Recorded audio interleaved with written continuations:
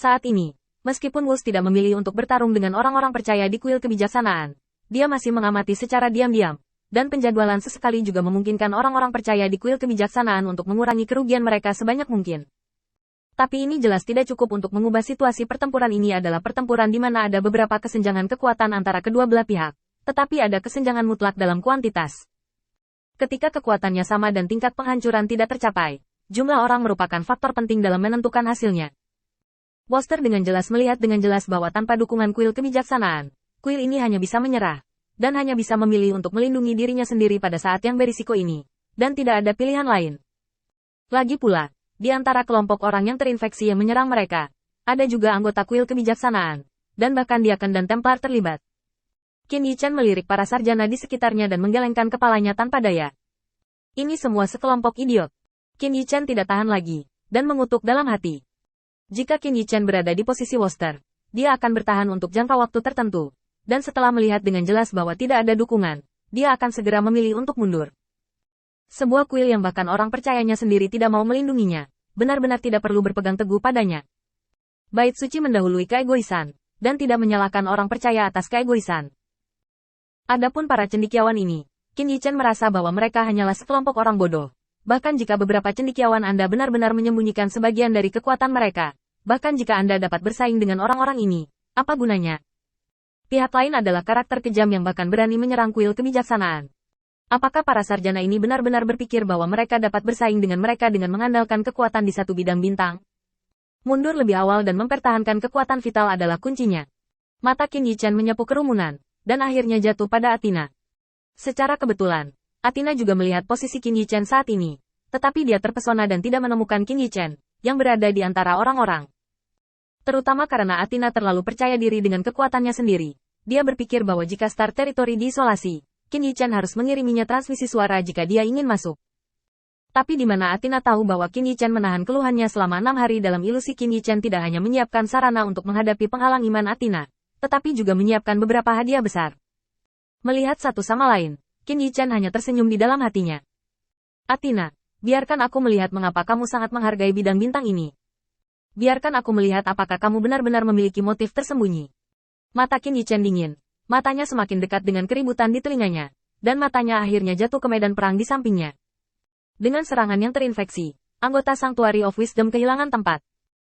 Akan sulit bagi mereka untuk tidak dikalahkan, tanpa tulang punggung Diakon Templar, dan tanpa Ksatria Templar sebagai pilar efektivitas tempur. Qin Yichen terkejut bahwa mereka bisa bertahan begitu lama. Mengikuti tatapan Qin Yichen, sudut mulutnya sedikit berkedut. Meskipun tidak ada yang memerintah, orang-orang percaya di kuil kebijaksanaan ini dengan ketat mengikuti kerangka dasar pertempuran dalam tim yang terdiri dari 3 orang. 3 tim dapat dianggap sebagai 3 orang, kerjasama. Adegan yang akrab ini membuat hati Qin Yichen sedikit berkedut. Sial, Athena, kamu tidak baik. Kamu mencuri guru. Bukankah metode bertarung yang sudah dikenal ini persis seperti metode bertarung yang Ares, Dewa Perang? Tanyakan pada Qin Yichen selama 3 tahun yang lalu. Sebuah tim yang terdiri dari 3 orang memberi tim fleksibilitas yang besar dan lebih banyak kemungkinan bagi komandan. Satu-satunya yang disayangkan adalah bahwa orang-orang ini hanya memiliki bulu. Jika mereka bisa mendapatkan esensinya, tidak sulit untuk melawan orang-orang ini. Setidaknya tidak selangkah demi selangkah. Dengan kekalahan anggota kuil kebijaksanaan, cendekiawan itu segera mulai mencemooh. Itu dia. Bukankah orang-orang di kuil kebijaksanaan biasanya sangat arogan? Bidang bintang apa yang mereka lindungi? Dan semuanya bekerja di bawah perlindungan mereka. Cek. Aku sekarat karena tertawa. Aku ingat siapa yang mengatakannya barusan. Ayo kita tonton saja. Wajah ini bengkak. Kata-kata cendekiawan di sampingnya membuat Qin Yichen menggelengkan kepalanya untuk sementara waktu. Buku sialan itu marah. Selalu begitu menjengkelkan dan mempesona. Seseorang tiba-tiba muncul di depan semua ulama dan berkata dengan keras.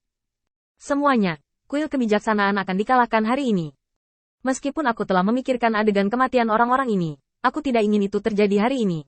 Kaki kita adalah tanah di mana nenek moyang yang tak terhitung jumlahnya dimakamkan. Kekalahan mereka berarti bahwa kita meletakkan kepura-puraan yang halus dan santai. Dan menunjukkan sifat sejati kita. Saatnya untuk kekuatan. Saya harap dalam pertempuran hari ini, Anda dapat mengesampingkan prasangka Anda terhadap masa lalu dan berjuang bersama mereka. Bagaimanapun, musuh adalah sekarang. Kita dapat memiliki satu teman lagi, dan kita akan selalu lebih baik daripada satu lawan lagi. Sekarang semua orang mematuhi perintah dan pergi.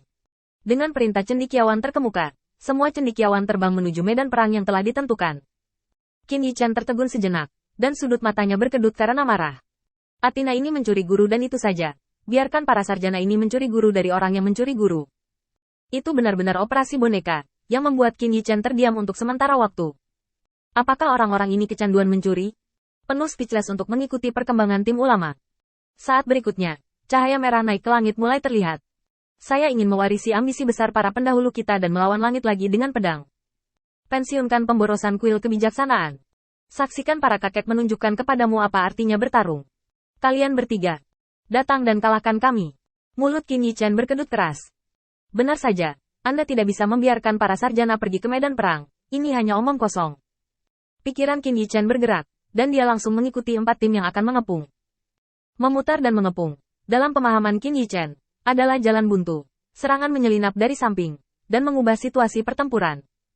Sekarang, 4 tim ini, 12 orang, ditambah 1 Qin Yichen, hanya ada 3 orang secara total, mengungguli kentut, dan ada kemungkinan besar untuk kembali tanpa hasil. Qin Yichen memilih mereka karena dia bisa terlibat di dalamnya. Tetapi ketika keempat tim berangkat, Qin Yichen tiba-tiba merasa tidak enak. Karena mereka bergegas langsung menuju tentara yang terinfeksi. Qin Yichen tertegun sejenak. Bukankah jalan memutar yang bagus untuk mengepung? Sarjana terkemuka melihat kembali ke Qin Yichen, dan tiba-tiba tertawa. Apakah kamu dalam masalah? Kami adalah sarjana yang bermartabat, lurus dan terbuka.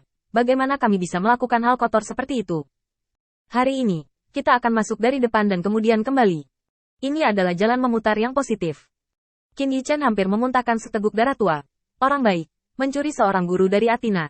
Yang mencuri seorang guru, benar-benar bengkok. Tiba-tiba, sebuah teriakan datang. Hati-hati, kakak.